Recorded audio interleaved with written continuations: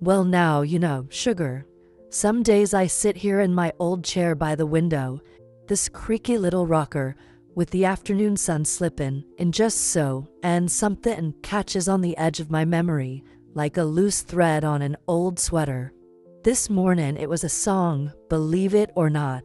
I was pootsin' around the kitchen, brewin' my coffee, when that old tune came on the radio, you know the one. Le freak, c'est chic. Oh lordy, that took me back to 1978, Chicago, that crazy, wild time. I tell ya, it near stopped me in my tracks. Funny how a melody can do that, ain't it? And now here I am, holdin' my cup, staring out at the garden, thinkin' about those nights, the ones I never told nobody about. Nights when the world was glitterin' and hummin' below the city streets, and I was right there in the middle of it. Me, a young mother of two, workin' her fingers to the bone by day, and slippin' out into the night by necessity, and maybe, just a little bit, for herself. You know, life throws you curves sometimes, sweetheart. Things you'd never imagine yourself doin', but when it comes to puttin' food on the table for your babies, well, you find a way. Even if it means sneaking down to a smoky old club in the basement of a beat-up hotel, wearing a second-hand sparkly dress, hoping nobody you knew from church would catch sight. Oh yeah. Now before I get too far ahead, myself, darlin', if you're sittin' here listening to this gal ramble on, maybe give a little tap on that like thingy, or leave a note below. Tell me if you ever done something folks wouldn't expect from ya. And if you feel like it, well, go ahead and subscribe so you can come visit again. I do love the company. Anyways, where was I? Oh yes. 1978, Chicago. Big shoulders, big hair, big dreams. Disco balls spinning, music thumping, heels clicking on the sidewalk. But for me, life wasn't no dance floor. It was cold reality. My husband had up and left not long before, left me with the kids, rent overdue, and no real prospects. I had a day job down at a warehouse, shift startin' before dawn, pay barely coverin' the bills. I was tired, bone tired, but at night, well, there was this club, this place. And that's where the story really begins. Now why am I telling you all this after all these years? Well, honey, some memories just sit in the corner of your heart, quiet like, until the day comes when they want a little fresh air. And I reckon today's that day. So, if you got a minute, pour yourself a cup and settle in. Because what I'm fixin' to tell you, well, it's not something I ever thought I'd share. But maybe, just maybe, there's a young soul out there who needs to hear it. And maybe an old soul too. Now, shall we begin? Well now, if I close my eyes real tight, I can just about see it, clear as day. The old neighborhood on the west side of Chicago, back when the streets still smelled of fresh bread from the bakery on the corner, and kids ran barefoot in the summer, chasin' after the ice cream truck. I grew up in a little two-bedroom flat above a tailor's shop, with squeaky floorboards and a kitchen so small, you had to shuffle sideways to get past the table. Mama was a tough gal, Lord bless her, with a heart big as this whole city, and hands that never stopped workin'. Daddy, well, he passed when I was just a little thing, so Mama held it all together the best she could. We didn't have much, but what we had was ours, and Mama always said, "It ain't about what's on your table, but who's sittin' round it." Back then, I was a dreamer, always was. I'd sit on the fire escape in the evenings, watching the sun dip behind those old brick buildings, wonderin' what life had in store for me. I thought the world was big and beautiful, full of stories just waitin' to be lived. And I believed, I truly did, that if you were kind and worked hard, good things would find their way back to you. And I suppose in my own way, I still believe that.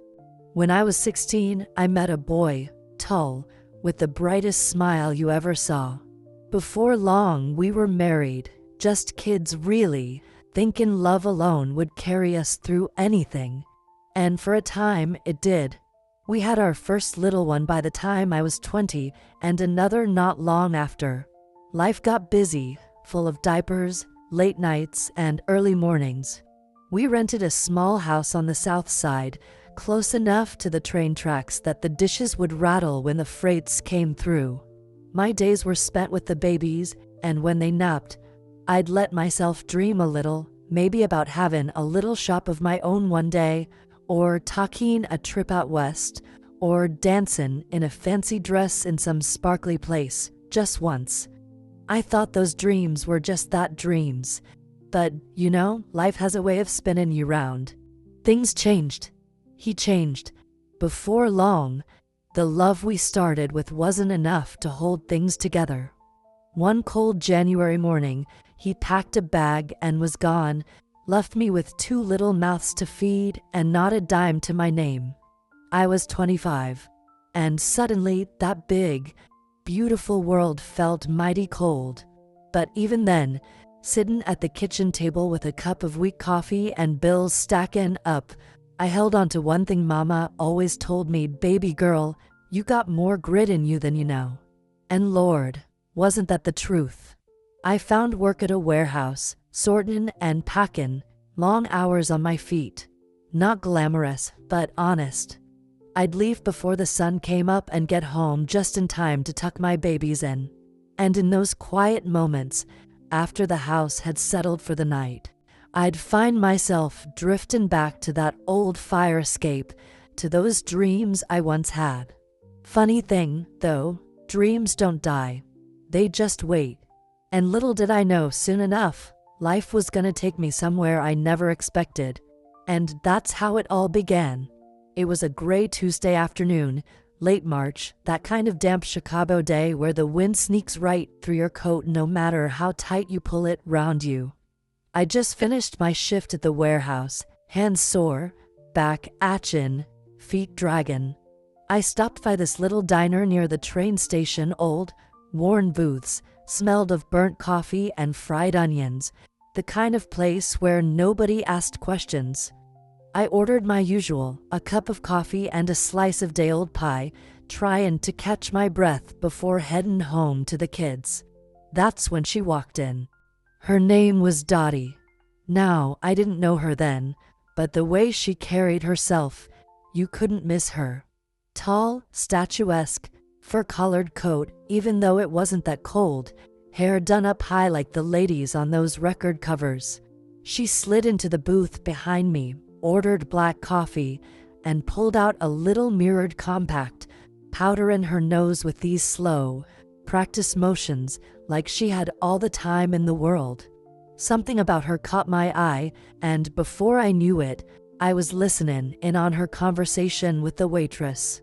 They were talking about a club, a place downtown, under one of the old hotels, where the money was decent if you knew how to smile and not ask too many questions. I felt my heart skip a little beat right then. I didn't know why. Lord knows I wasn't the type for that kind of scene, but something inside me stirred. I couldn't explain it, not then. Maybe it was desperation, maybe curiosity, maybe just the sound of something different from the grind I'd been living. When Dottie got up to leave, she caught my eye. I must have looked a sight, hair in a scarf, tired face, warehouse apron still tied round my waist. But she smiled, this slow, knowing smile, and said, "You lookin' for extra work, hon? They're always hirin' downtown." And just like that, she scribbled an address on a napkin, slid it across my table, and was gone. I sat there staring at that napkin like it was a ticket to some other life. My fingers trembled just a little when I picked it up. That night, after I tucked the kids in and the house was quiet, I sat at the kitchen table turning that napkin over and over. My mind raced. I could hear Mama's voice in my head, warning me about places like that. But there was another voice too, soft but insistent, telling me maybe, just maybe, this was a way forward. I couldn't sleep that night. Kept imagining what it'd be like, walking down into some smoky room full of strangers, trying to make a few dollars more. I didn't know why, but my heart beat faster every time I thought about it. And the strangest thing, I wasn't scared. Not really. More curious. Like the first time you peek behind a curtain and see the world ain't quite what you thought. That little scrap of paper, with its smudged ink, started something in me that night. I didn't know it then, but that was the moment, the turning point. And Lord, life was about to change in ways I never could have dreamed. Those first nights down in that smoky club, I won't lie, they weren't easy. The basement was dark and cramped, with that smell of old carpet mixed with cheap perfume and the ever-present haze of cigarette smoke. I was just a small-town girl thrown into a world that moved fast and didn't always play fair. I remember the looks I got, some curious, some downright hostile. The other girls there, they knew the game, and they didn't always welcome a newbie with open arms. And the men? Well, some were kind, but others, you learn quick to keep your guard up. I carried my fear and my shame like a heavy coat, especially when I thought about the kids waiting for me at home, not knowing where I was when the city was asleep. It was a secret I kept close to my chest, even from my sister, who was my closest kin. I was ashamed, you see, because back then, a woman like me wasn't supposed to be in places like that. Not a mother, not a wife. Oh, but that had all changed. I had no husband, no steady hand to hold, just two little faces depending on me. The warehouse days were long, but nights at the club were even longer, and the exhaustion stacked up, pressing down on my spirit. Sometimes when the music slowed and the crowd thinned, I'd sit alone in a corner, heart pounding, wondering how I got there. I felt caught between two worlds, one of survival and one of longing for something better. My neighbors whispered, I'm sure, though nobody ever said it to my face, about what I was doing. I heard their tones when I passed, the quick change of subject, the pity or judgment hanging in the air like smoke. It hurt, but I'd buried it deep. I was fighting battles no one could see. I thought about quitting many times. The shame gnawed at me, but the bills didn't stop piling up, and the kids still needed shoes and warm coats come winter. Sometimes I wished for a friend, someone who'd understand without turning away, but I kept my secret locked away tight. I was scared too, scared of being found out, scared of losing what little stability I had left. Yet, there was a strange strength that grew in me, a fierce resolve that whispered, keep going, girl. You're tougher than you think. In those quiet moments, I learned about fear and courage in the same breath. And as much as I wanted to be someplace else, someone else, I also knew this path was mine to walk. No one was coming to rescue me, so I had to be my own hero. And that, my dear, is a lesson life teaches you in the hardest way possible. I remember that night like it was yesterday, even though it's been decades. The kind of night where time just seems to stop and the world holds its breath with you. I was working the floor, hostessing at the club, trying to keep a smile on my face, though inside I was wearing a weight heavier than any I'd ever known. That night, a man I trusted, someone I thought had my back, turned his back instead. He took advantage of the kindness I'd shown, the trust I'd given him when I needed it most. I found out the hard way that not everyone who smiles at you is a friend, and not every promise is meant to be kept. I remember hearing the words, sharp and cold, cutting through the haze of smoke and music like a knife. It was betrayal, pure and simple. I felt my heart sink, a heavy ache settling deep in my chest. The room spun around me, faces blurring, voices muffled like they were underwater. For a moment, I thought I might just collapse right there on that crocked linoleum floor. I stood frozen, unable to speak, unable to move, caught in the silence that follows when the world shatters. The clock on the wall seemed to stop ticking, time suspended in that terrible instant. I looked around and saw the faces of the people I'd grown to know, some sympathetic, some indifferent, but none could reach inside and heal the hurt I carried. I lost more than trust that night. I lost a piece of myself, the innocence I'd clung to, the hope that maybe things could be different. It felt like the ground had given way beneath my feet, and I was falling into a darkness I couldn't escape. Yet, even in that moment of brokenness, a small voice inside whispered that this wasn't the end. It was a turning point, a fracture that would eventually let the light in. The betrayal forced me to face truths I'd been avoiding, about people, about life, and most of all, about myself. I realized that survival wasn't just about getting through the day or paying the bills. It was about fending strength in the ruins, rebuilding from the heartbreak. That night changed me, yes, but it didn't break me. It made me fiercer, sharper, more determined to keep fighting for my children and for the woman I was meant to be. And though the scars from that betrayal still linger, they remind me that I survived something hard and came out on the other side, wiser and stronger. So when I look back, I don't just see the pain. I see a woman who refused to be defeated. After that night, everything changed in a way I never saw coming. The noise, the lights, the music, they all seemed to fade into a dull hum, like a record stuck on a sad song.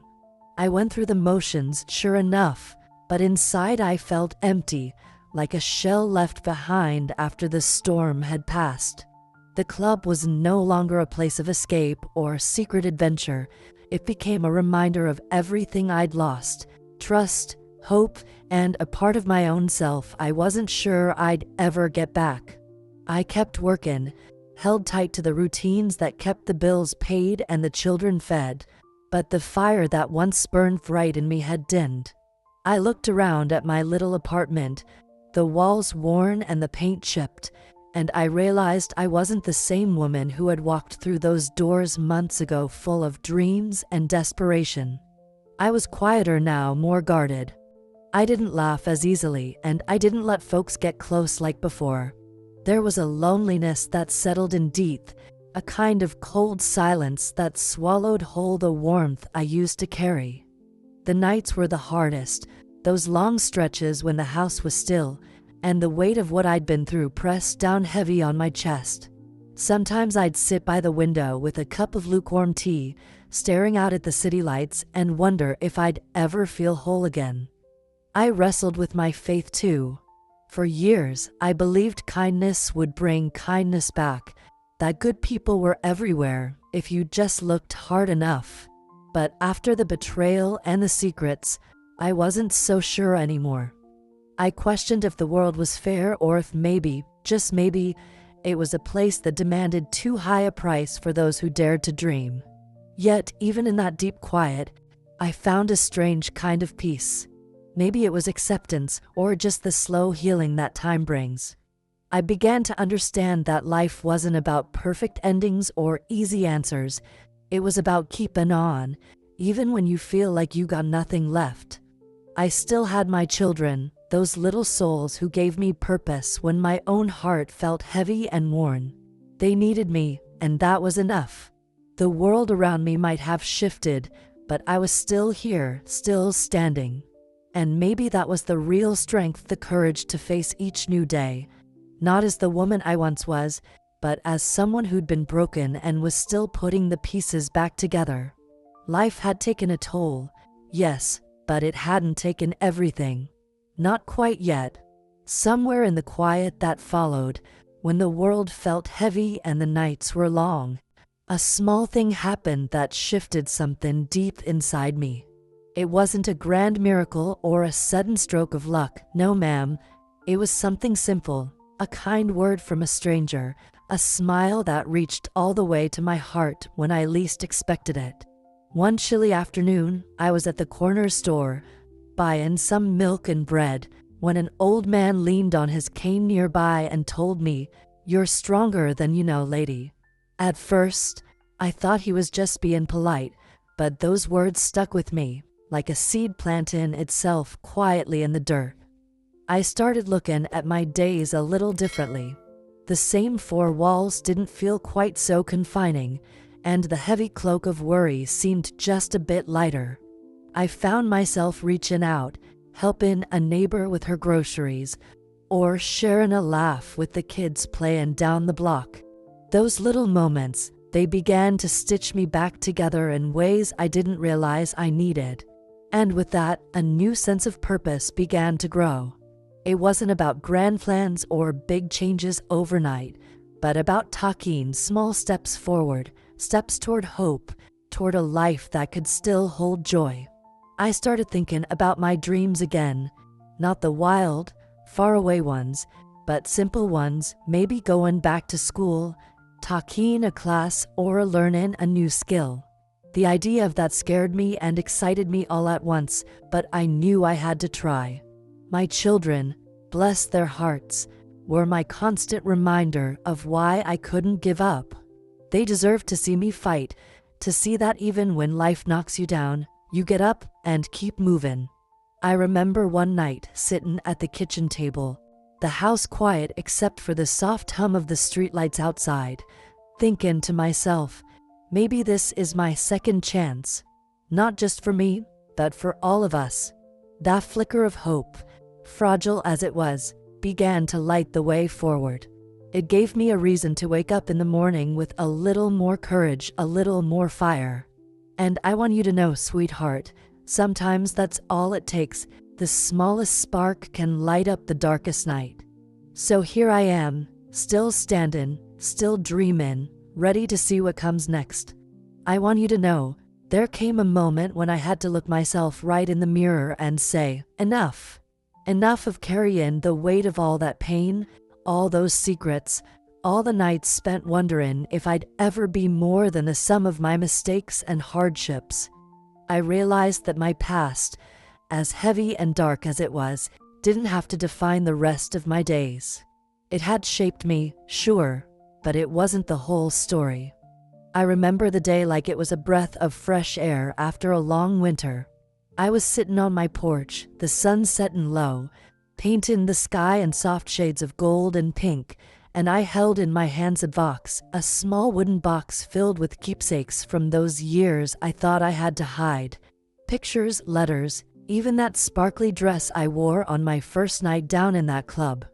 I could have kept them, locked away in some forgotten drawer, but instead, I chose to let them go.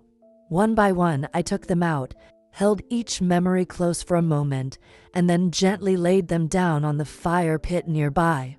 As the flames licked at the edges, I felt a weight lift from my shoulders, like I was setting myself free. That fire wasn't just burning paper and cloth, it was burning shame, fear, and the parts of my story that no longer served me. I cried that day, yes I did. Tears of sorrow, of relief, of something new blossoming in my heart. I forgave myself for the choices I made, for the secrets I kept, for the times I felt weak and scared. And most importantly, I forgave those who hurt me, not for their sake, but so I could find peace. From that day forward, I made a promise to live without chains, without regrets holding me back. I chose to walk forward with grace, with love for the woman I had become, scars and all. It wasn't always easy, and some days the past still whispers in the quiet, but I face it now with a strength I didn't know I had. I chose to live, truly live, without pretenses or apologies. Just me stepping into each day with hope and courage. That choice changed everything. It opened doors I thought were sealed shut, and showed me that even the darkest nights give way to dawn. So here I am, still here, still growing, still dreaming. And if there's one thing I want you to take away from my story, it's this: no matter what you've been through, you can always choose to keep going. You can always choose to let your heart heal and your spirit soar. And that, my dear, is the greatest gift of all. You know, living through all those years, carrying that heavy load, I've come to see things a little differently now. It's funny how time softens the edges of pain and sharpens the edges of wisdom all at once. I used to think life was about achieving big things, fixin' all the wrongs, making everything perfect. But the truth I learned, one that don't come easy or quick, is that life's real beauty is in the little moments, the messes, and the miracles mixed together. I've come to understand that hurt and healing aren't opposites, but partners in the dance of growing. Sometimes, you gotta walk through the darkest valleys to find your way to the light. And honey, that's okay. It's okay to stumble, to fall, to cry. What matters most is what you do after, how you pick yourself up, dust off the doubts, and keep moving forward. I learned that the past doesn't have to be a chain holding you down, but a teacher, a guide that shows you how strong you really are. I found that forgiveness, especially for yourself, isn't about forgetting or pretending things never hurt. It's about choosing peace over pain, choosing to live free instead of living in regret. And I reckon, maybe the greatest lesson I can share is this: don't wait for the perfect moment, the right person, or some big sign from the heavens. Life is happening now, messy and imperfect as it is. Maybe it's time to stop waiting for permission to be happy or whole. Maybe it's time to take that first step, no matter how small, and trust that your heart knows the way. I tell you, darling, when you start living like that, with your eyes wide open and your spirit unbound, the world feels a little less scary and a whole lot more beautiful. So, if there's one thing I hope you take from my story, it's that you're never too late to start again, never too broken to be fixed, and never too weary to find joy. Life ain't perfect, but it's yours, and that's enough to make it worth every step. So maybe, just maybe, it's time for you too, to stop waiting, start living, and find your own kind of peace. Now, sweetheart, as I sit here in this old rocking chair, the sun setting low and casting those soft golden hues across my little porch, I find myself wondering not just about the past, but about the here and now. You see, this story I've shared with you today, it ain't just about some long ago nights in a smoky club, or the struggles that shaped me into the woman I am. No, it's about the thread that ties all our yesterdays to our todays and tomorrows. It's about what we carry in our hearts, the dreams we hold on to, and the courage it takes to keep on dancing even when the music's quieted down. I hope that, as you listen, you feel the warmth of these memories, not just the hard parts, but the sparks of hope, the moments of strength, the quiet promises we make to ourselves. Because isn't that what life is?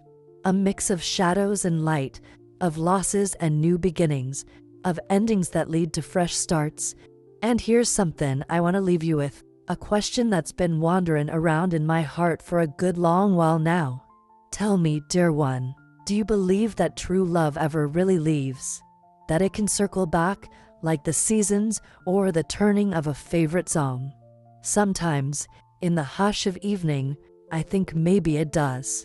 Sometimes I swear I feel it, a whisper, a memory, a gentle reminder that he remembers. That no matter the years, no matter the miles, some loves are just too deep to ever truly fade away. But I won't say for sure, 'cause that's a mystery only time can unravel. What I do know is this: life is full of surprises, and it's never too late for hope to find you. So, my dear friend, I leave you with this. What's the story you carry in your heart that's waiting to be told? And more importantly, are you ready to listen to it? Thank you for sitting with me today, for listening to this OL Gal's Tale. I hope it's brought you a little comfort, a little courage, and maybe even a smile. Until next time, take good care of yourself, hold your loved ones close, and remember, sometimes the most unexpected stories are the ones that change us the most. And sometimes, just sometimes, love finds its way back home.